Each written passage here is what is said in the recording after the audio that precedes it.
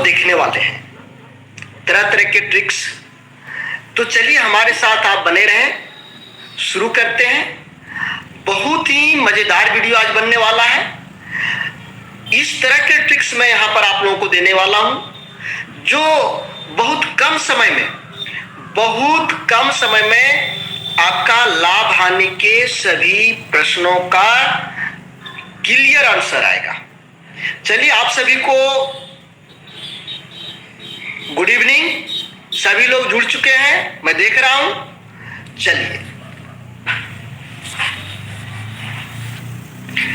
दोस्तों, यहां पर देखिए 80 रुपए की किसी वस्तु को 100 रुपए बेचने पर प्रतिशत लाभ क्या होगा।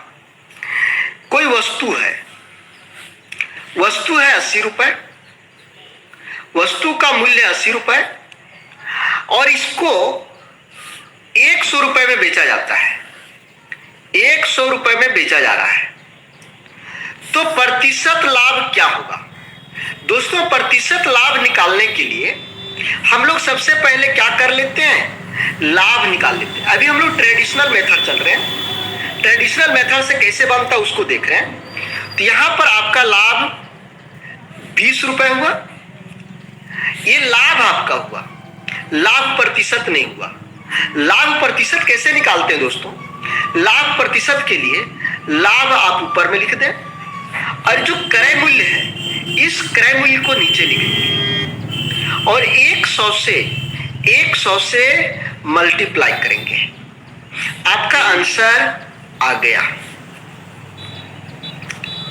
25%।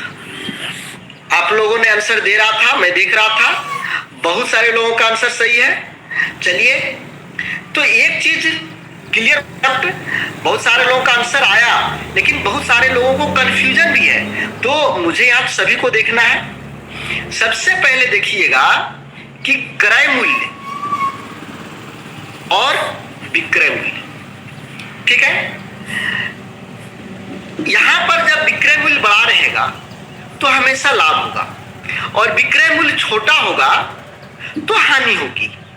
तो जो भी होगा घटाकर डायरेक्ट एक बार में ही घटाकर यहां लिख दीजिए और हमेशा क्रय मूल्य को नीचे लिखा जाता है। हमेशा, चाहे लाभ हो रहा हो चाहे वहां पर हानि हो रहा हो, लेकिन जब उसकी हम प्रतिशत निकालते हैं तो हमेशा क्रय मूल्य नीचे रहता है और 100 से गुना कर देना है। आपका आंसर आ गया दोस्तों। चलिए एक और हम लोग इसी तरह का देख लेते हैं। यहां देखिए दूसरा प्रश्न, 500 रुपए की वस्तु को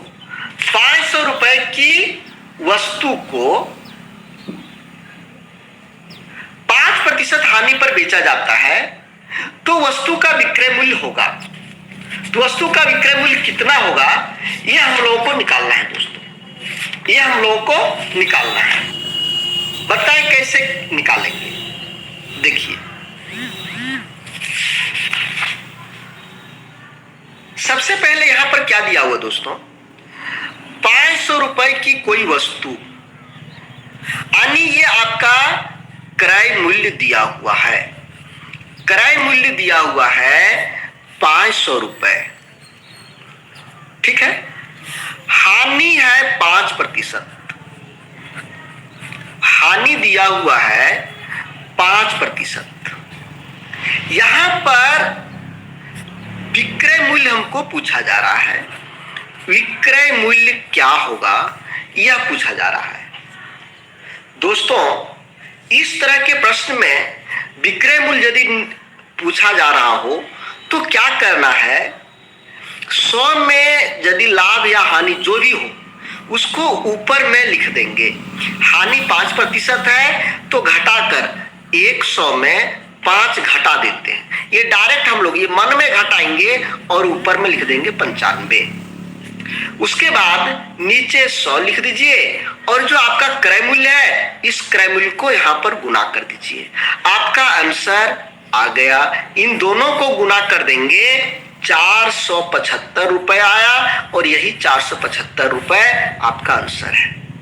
चलिए, देख रहा हूं मैं रीना जी का, सहबीर हादसा जी का, रंजना कुमारी जी का, दयानिधि जी का, आप लोगों का आंसर सही है।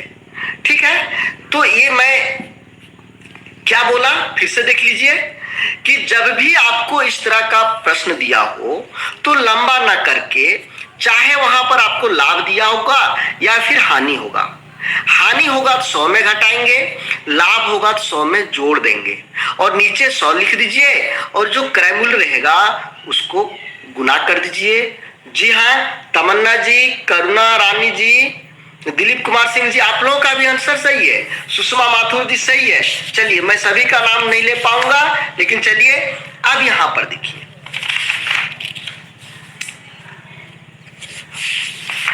क्या है, ध्यान दीजिए। 600 रुपए में किसी वस्तु को बेचने पर 20% लाभ हो रहा है, 20% लाभ हो रहा है, तो क्रय मूल्य क्या होगा? क्रय मूल्य क्या होगा? दोस्तों, यहां पर क्रय मूल्य पूछा जा रहा है। जब क्रय मूल्य पूछा जाए तो आप क्या करेंगे? 100 को ऊपर लिख देंगे, 100 को ऊपर लिख देंगे और नीचे लाभ या हानि, जब क्रय मूल्य पूछा जाए तो इस तरह से करना है, 100 ऊपर लिखेंगे, लाभ या हानि को नीचे लिखेंगे और लिखने का तरीका है कि लाभ होगा तो 100 में जोड़ के लिखेंगे और यदि हानि होगा तो 100 में घटा के लिखेंगे। उसके बाद जो आपका विक्रय मूल्य है उस मूल्य को यहां पर लिख दीजिए। आपका आंसर आ गया 10 10 12 25 60 500 रुपए। 500 रुपए एकदम क्लियरली। ठीक है, चलिए ठीक है, आगे बढ़े। क्या करना है? एक लाइन में आंसर चाहते हैं तो क्या करना है दोस्तों कि जब क्रय मूल्य पूछा जाएगा, क्रय मूल्य पूछा जाएगा, वैसी स्थिति में बता रहा हूं, क्रय मूल्य जब पूछा जाए तो सबसे पहले आप 100 लिखेंगे। 100 लिख दिया, उसके बाद दो ही तरह का कंडीशन हो सकता है, या तो लाभ या हानि, दो जरूर रहेगा। जब लाभ रहेगा तो 100 से जोड़ करके यहां लिख देंगे, हानि रहेगा तो 100 में से घटा के यहां लिखेंगे। तो यहां लाभ है तो जोड़ के लिख रहे हैं और जो विक्रय मूल्य है उस मूल्य को यहां पर लिख देंगे। आपका आंसर आ गया। आगे बढ़े दोस्तों, क्लियर है? क्लियर है, देख लीजिए। चलिए, इस प्रश्न को देखिए, वही प्रश्न है, केवल यहां पर हानि लिखा हुआ है दोस्तों। यहां पर क्या लिखा हुआ है? हानि। तो हमने क्या बताया आपको? क्रय मूल्य लिखना हो तो कैसे लिखेंगे? यहां पर ऊपर में 100 दीजिए और हानि रहेगा तो 100 में से 25 को घटाइए, जितना रहेगा उसको घटा करके लिखिए। 100 में 25 आप घटाएंगे तो 75 मिलेगा और 300 रुपए गुना कर देंगे। 300 को क्या करेंगे? गुना कर देंगे। अब यहां पर इसको हल कर देना है। आपका आंसर आ गया 25 दिया 75, 25 चौका 100, 100, ये हो गया आपका 400 आंसर। 400 आंसर। आप लोगों का भी आंसर 400 आ रहा था। बहुत अच्छा तैयारी है, बहुत अच्छा कर रहे हैं। क्या समझ में आया दोस्तों?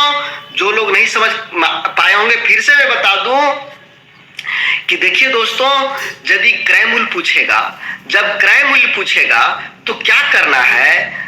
क्रय मूल्य में ऊपर में 100 देना है, यहां पर 100 में से लाभ और हानि, लाभ कब देंगे, प्लस कब देंगे? लाभ में, और हानि देंगे, माइनस रहेगा तो हानि रहेगा 2, और यहां पर विक्रय मूल्य को गुना कर दीजिए। यही है फार्मूला दोस्तों, यही आपका फार्मूला है। यहां पर मन में ही एक बार में ही करुणा रानी सर 100 में 80 में 20 आया है क्या? प्लीज, कौन सा प्रश्न का करुणा जी पूछ रहे हैं? मैं समझ नहीं पाया आपका प्रश्न को। तो देखिए यहां पर 100 का 100 लिख दिए। अब देखिए एक बार ही हानि है 100 में यहीं पर घटा दीजिए, 100 में 25 को घटा दीजिए तो 75 आया और यहाँ पर विक्रय मूल्य 300। ठीक है, चलिए आगे बढ़ते हैं, आगे बढ़ते हैं, फटाफट आगे करते हैं, आप लोग बढ़िया से देखते जाइए। चलिए यहाँ पर देखिए, ध्यान दीजिए दोस्तों, थोड़ा सा ये टाइप 2 आ गया, टाइप 2 प्रश्न आ गया। देखिए इस तरह के प्रश्न कैसे सॉल्व करेंगे क्विकली, एकदम तुरंत। कहता है किसी वस्तु को 480 रुपए में बेचने पर 20% की हानि होती है। देखिए यहां पर कोई वस्तु था, ठीक है दोस्तों, कोई एक वस्तु है, इस वस्तु को 480 रुपए में बेचा जाता है। यहां देखिए इसको बेच दिया 480 रुपए में, ठीक है। तो बेचने पर क्या हो रहा है, 20% की हानि, इसको 20% की हानि हो गया, 20% की हानि हो गया। अब आगे बढ़िए, उसे कितने में बेचा जाए कि 30% का लाभ हो। इसी सामान को कितना में बेचेगा कि 30% का लाभ होना चाहिए, कितना में बेचेगा। देखिए देखिए दोस्तों, यहां पर एक दुकानदार है, ये कोई वस्तु है, मान लीजिए कपड़ा है, इसको 480 रुपया में बेचना चाह रहा था। जब 480 रुपए में बेचना चाह रहा था तो देखता है कि हमको 20% की हानि हो जा रही है और हमको हानि नहीं करना है, हमको लाभ कमाना है, तो वो इतना में नहीं बेचना चाहता है। अब वो सोचता है कि हमको 30% की लाभ होनी चाहिए, 30% की लाभ होनी चाहिए, हम कितना में बेचें, कितना में बेचें कि 30% की लाभ होगा। यहां पर देखिए एक कंडीशन 1 है, एक कंडीशन 2 है दोस्तों। एक कंडीशन 1, एक कंडीशन आपका क्या हुआ, दूसरा हुआ। अब यहां पर क्या करेंगे, इस स्थिति में क्या करेंगे। देखिए सबसे पहले दोस्तों आपको यहां पर कंडीशन 2 लिखना है ऊपर में, कंडीशन 2 को ऊपर लिखना है और कंडीशन 1 को नीचे लिखना है, और जितना मैं पहले बेचना चाह रहा था उसको यहां पर आप गुना कर देंगे। तो कंडीशन 2 है 30% लाभ ले रहा है, 30% लाभ लेना चाहता है, तो 30% को लाभ लेने के लिए आपको 130 लिखना पड़ेगा। मैंने क्या बताया, जब भी आप लिखेंगे लाभ को तो 100 में जोड़ के लिखेंगे। और कंडीशन 1 है हानि, हानि जब भी लिखेंगे 100 में घटा के लिखेंगे, 100 में 20 घटाए तो 80 आया। और पहला कंडीशन के अनुसार 480 में बेचना चाह रहा था। 8 ये 00, 8 छक 48, 13 छक 78, 780 रुपए। 780 रुपए में जब बेचेगा तो उसे 30% की लाभ होगा दोस्तों। ठीक है, ठीक है, आप लोग देख लीजिए क्या करना है कि जो पहला कंडीशन रहेगा उसको नीचे लिखना है, और जो जितना बेचना चाहता है उसको आपको ऊपर में लिखना है। लेकिन ध्यान रखना हमेशा कि लाभ हानि जब भी लिखेंगे उसमें 100 में जोड़ करके या 100 में घटा करके लिखेंगे, जब भी लिखेंगे। जी जी, आप लोगों का आंसर सही आ रहा है। चलिए चलिए आगे देखते हैं हम लोग।